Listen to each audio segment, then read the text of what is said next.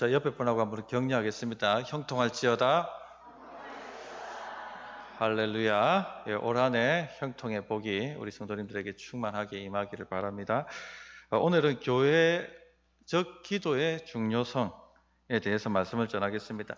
인생 살다 보면 이 사면 초가에 걸리는 그런 경험을 한두 번은 합니다. 바울은 고린도후서 1장에 힘에 지나도록 심한 고생을 받아 살 소망까지 끊어졌다, 그렇게 이야기를 했고, 다윗도 나와 사망의 사이는 한 걸음뿐이요라고 그 고난을 경험했습니다. 우리도 이런 고난을 경험할 때가 있습니다. 오늘 본문에 보면 베드로가 딱 그런 고난을 경험했습니다. 사망과 자기와의 사이가 한 걸음밖에 되지 않는, 이 헤롯이 야고보 사도를 잡아가지고 칼로 쳐 죽입니다. 그러자 유대인들이 환호하고 좋아합니다. 그 모습을 보고 난 다음에 베드로까지 잡아서 죽이려고 합니다. 근데 때는 무교절이었고, 이 절기가 끝나면 베드로를 옥에서 잡아내어서 죽이려고 했던 것입니다. 아주 엄청난 위기 상황이죠. 절망적 상황입니다. 그때의 모습을 1절부터 4절에 이렇게 말씀하고 있죠.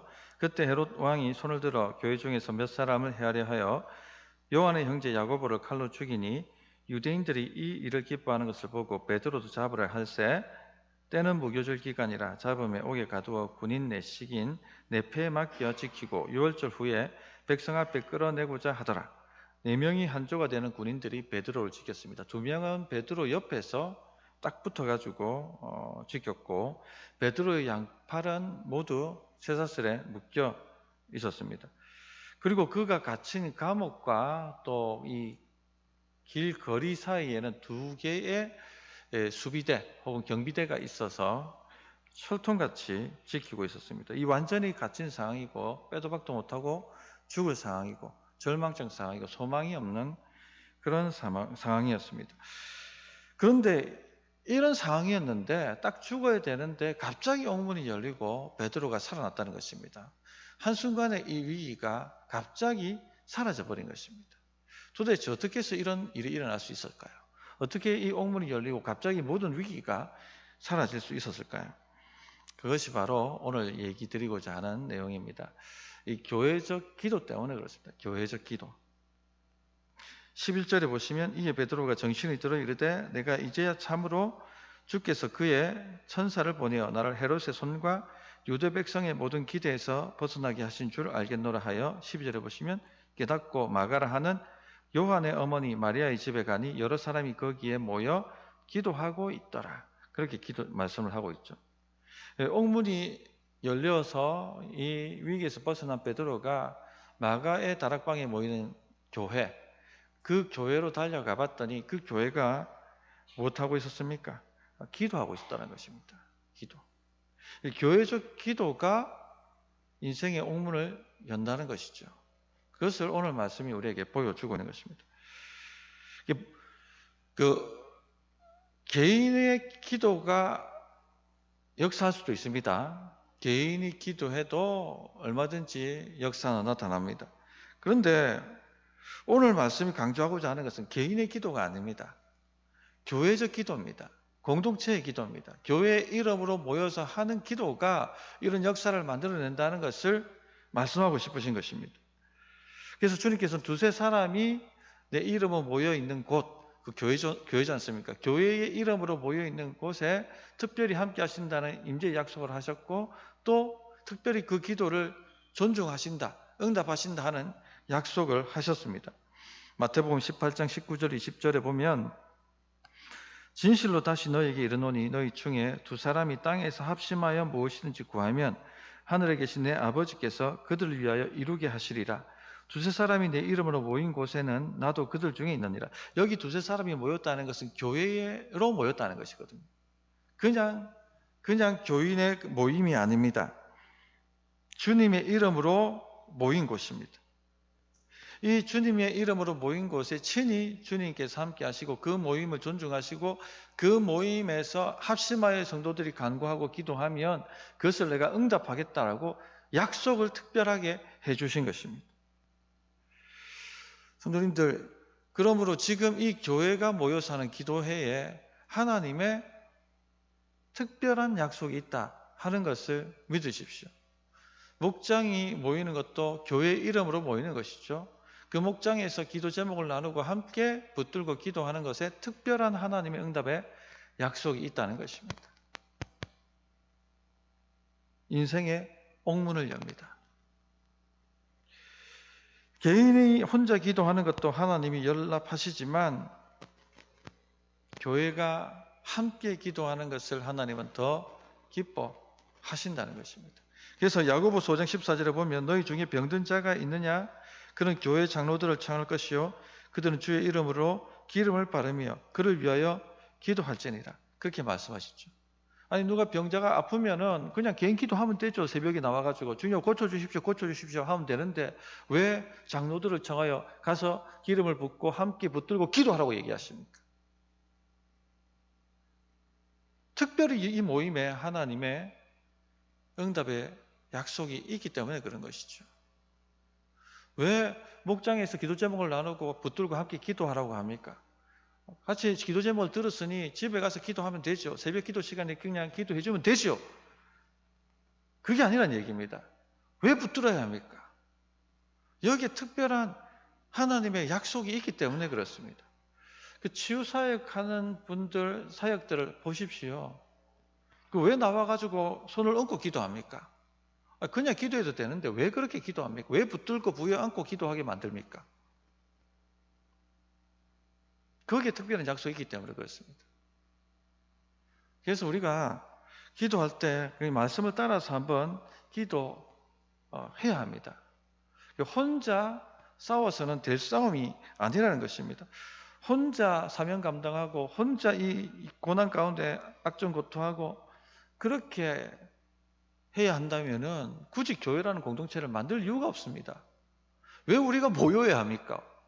왜 모여서 함께 기도하고 나누고 그렇게 해야 됩니까? 그럴 이유가 없어요. 수요 기도회로 모일 이유도 없고 새벽 기도회로 모일 이유도 없고 목장으로 모여서 함께 기도할 이유도 없습니다. 혼자 싸워서 다 될 일이라면, 혼자 싸워서 옥문이 열릴 일이라면 굳이 이렇게 모일 이유가 없는 것이죠. 그런데 하나님께서는 교회라는 공동체를 우리를 불러주셨고 또 우리를 각 교회의 지체들로 그렇게 부르셨습니다. 그리고는 이런 교회가 함께 모여 기도하는 기도를 존중하시겠다 하고 응답하시겠다 하고 임재하시겠다고 약속하셨습니다. 강력한 약속이에요. 특별한 약속입니다. 그러므로 성도님들 우리가 말씀대로 한번 실천해 보십시다. 어떤 역사가 나타나는지.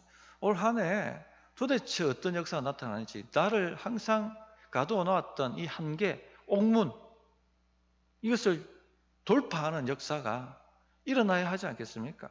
언제까지 우리가 거기 갇혀가지고 거기서 오르락내리락 하다가 인생을 마쳐야겠습니까?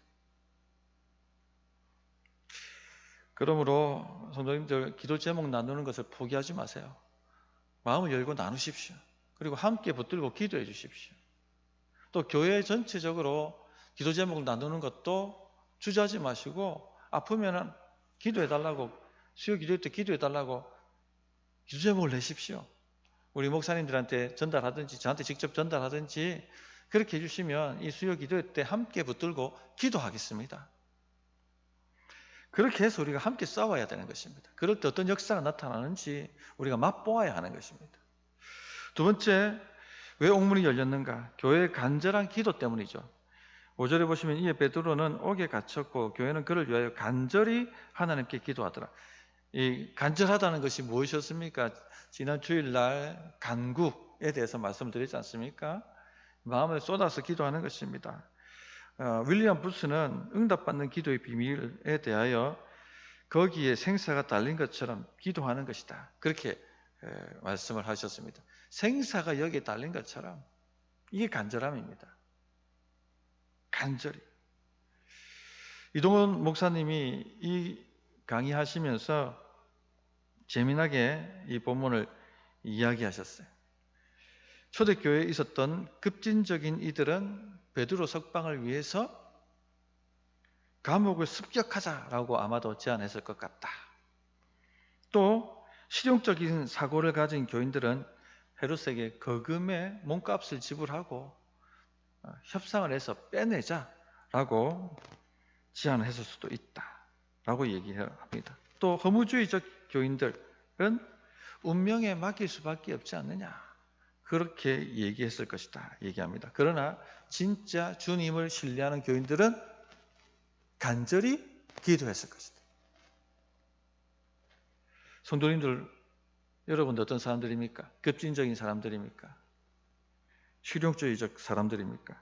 아니면 허무주의적 사람들입니까? 아니면 진짜 주님의 약속의 말씀을 믿고 부르짖는 사람들입니까? 기도는 간절해야 됩니다. 진짜 주님이 모여서 함께 기도하는 모임 가운데 역사하시고 응답하신다는 걸 믿는다면 간절히 기도해야 됩니다. 살짝 기도하고 가서는 안 됩니다. 성경 곳곳을 보시면 기도는 간절해야 한다는 것을 계속해서 말씀하고 있죠. 소경 바디메오가 그냥 대충 기도한 것이 아닙니다. 주님이 지나가신다는 소리를 듣고 소리를 지르며 주 다윗의 자손이여 나를 불쌍히 여기소서, 잠잠하라 꾸짖어도 주 다윗의 자손이 나를 불쌍히 여기소서, 그렇게 부르짖었습니다. 제가 시민교회 있을 때 새벽마다 크게 부르짖는 분이 계셨습니다. 그러면 다가가서 좀 조용히 기도해 주십시오, 이렇게 지도를 하라고 말씀하셨어요. 가서 이렇게 지도를 합니다. 그러나 진짜 간절한 사람은요, 잠잠할 수 없어요. 주 다윗의 자손이여 나를 불쌍히 여기소서라고 부르짖을 수밖에 없습니다. 소리질러 크게 부르짖어야 합니다. 물론 소리가 안 나올 때도 있어요. 한나 같은 경우는 너무 간절한데 소리가 나오지 않죠. 너무 간절하면 소리가 안 나올 수 있습니다. 이게 억장이 막힙니다. 꺽꺽거리기도 하죠. 엘리 제사장이 낮술에 취했다라고 얘기할 정도. 중요한 것은 마음을 쏟아서 목만 고래고래 고함 지른 것이 아니라 마음을 쏟아서 기도해야 한다는 것입니다. 그게 간절함입니다. 지난번 수요 기도 때 말씀드렸습니다만 함께 부르짖고 기도할 때 간절해집니다. 그때 제가 정장로님하고 허장로님 붙들고 기도하는데 제가 기도하죠. 저분들을 위해서. 새벽 기도 시간. 또 우리 교인들을 위해서 기도하죠. 그런데 그렇게 간절하지는 않습니다. 딱 붙드는 순간 달라져요. 해보시면 알지 않습니까? 뜨거워집니다. 주여, 이 두 분들 성령 충만하게 하시고 이 자녀들 주님 복받게 하시고 이 가정의 형통의 역사가 일어나게 해주십시오. 하나님의 마음이 느껴져요. 간절해지더라고요. 얼마나 하나님께서 원하시는지. 목장에서도 서로를 붙들고 기도할 때 간절해지지 않습니까? 정말 하나님이 이 사람을 사랑하신다는 게 느껴지지 않습니까? 정말 이 사람의 삶에 하나님의 형통이 복이 임하고 역사가 나타나기를 하나님이 원하신다는 게 마음에 울려 퍼지지 않습니까? 그러니까 간절하게 되는 거예요. 남을 위해서 기도하는 거 쉽지 않습니다. 간절해지기가 쉽지 않아요. 그런데 우리가 붙들고 기도할 때 하나님께서 그 마음을 우리 마음에 부어주십니다. 장작은 붙어야 불이 탄다지 않습니까? 기도도 붙어야지 불이 탄다고 이야기를 합니다. 셋째, 왜 옥문이 열렸는가? 교회에 간절하고도 지속적인 기도 때문입니다. 예루살렘 교회는요, 베드로 석방을 위해서 단회적 기도하고 끝난 것이 아닙니다. 한번 기도 크게 하고 하나님께 맡긴다 하고 돌아선 것이 아닙니다. 그건 간절함이 아니죠.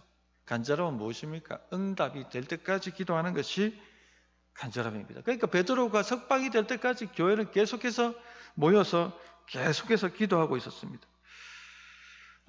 천사가 옥문을 열었지만 그 천사를 움직인 것은 교회의 기도입니다. 교회의 기도. 베드로가 요한의 다락방에, 마가 다락방에 모였을 때 그들은 그때까지도 계속해서 기도를 하고 있었습니다. 12절에 보면 깨닫고 마가라 하는 요한의 어머니 마리아의 집에 가니 여러 사람이 거기에 모여 기도하고 있더라. 지속적인 기도죠. 어떤 분이 목사님 언제까지 기도해야 됩니까? 라고 질문하실 하신 적이 있습니다. 언제까지 기도해야 됩니까, 성도님들? 응답이 올 때까지. 응답이 올 때까지. 토마스 왓슨은요, 베드로를 감옥에서 끌어낸 것은 천사의 활동이었다. 그러나 천사를 움직인 것은 교회의 간절하고도 지속적인 기도 때문이었다라고 말을 했습니다. 성도님들, 기도의 부담감이 사라지기 전까지는요, 지속적으로 그렇게 기도를 하셔야 됩니다. 주님께서 친히 불의한 재판관의 비유를 통해서 우리가 낙심하지 말고 지속적으로 기도해야 될 것을 말씀하셨죠. 한 동네에 불의한 재판관이 있었습니다. 또 가부가 있었습니다. 아마도 이 가부는 억울한 일을 당했습니다. 재산을 약탈당했든지 뭐 그런 일들을 당했겠죠. 재판관에게 가서 자신의 억울한 것을 고소했습니다. 그러나 약자이고 돈이 없으니까 불의한 재판관은 들어주지를 않습니다. 그러면 포기합니까? 아니죠. 간절한 사람은 포기하지 않습니다. 매일 가서 불의한 재판관에게 자신의 억울함을 해소해달라고, 풀어달라고 그렇게 부르짖고 또 부르짖었습니다. 결국 누가 두 손 두 발 다 듭니까? 불의한 재판관이 두 손 두 발 다 들고 그 여인의 문제를 해결해 줍니다. 주님께서 이렇게 너희가 기도해야 된다 말씀하셨어요. 한두 번 기도하고 포기하고 계시지는 않습니까? 간절히 지속적으로 함께 기도하십시오. 이게 삼중입니다. 삼중. 이 간절히 기도하는 것 강력한 기도죠. 응답이 있습니다. 그러나 간절히 지속적으로 기도하는 것 더 강력하죠. 이중입니다. 그러나 함께가 붙으면 삼중입니다. 굉장히 강력한 기도입니다. 조인기 목사님이 초기 성령운동 하실 때 통성으로 간절히 기도하니까 주변에서 비난이 많았다고 합니다. 소리 질러야지 하나님이 들으시냐? 꼭 그렇게 기도해야지 되느냐? 사이비 아니냐? 막 그렇게 비난을 했는데 역사가 나타나니까 다 잠잠하더랍니다. 그리고 다 따라하더랍니다. 성도님들, 합심하여 부르짖을 때 역사가 나타납니다. 말씀을 정리하겠습니다. 오늘 교회적 중보기도의 중요성에 대해서 말씀을 드렸습니다. 베드로의 옥문을 연 것은 천사들이었지만 천사를 움직인 것은 교회적 기도입니다. 어떤 기도입니까? 간절한 기도, 지속적인 기도, 함께하는 기도. 여기에 답이 있습니다. 여러분이 지금 어떤 옥문에 갇혀 있는지 모르지만 그 문제를 해결할 수 있는 유일한 방법은 교회적으로, 간절히, 지속적으로 함께 기도하는 것입니다. 그런 역사가 우리 성도님 삶에 충만하기를 바랍니다. 자, 말씀을 붙들고 한번 간단하게 기도하겠습니다.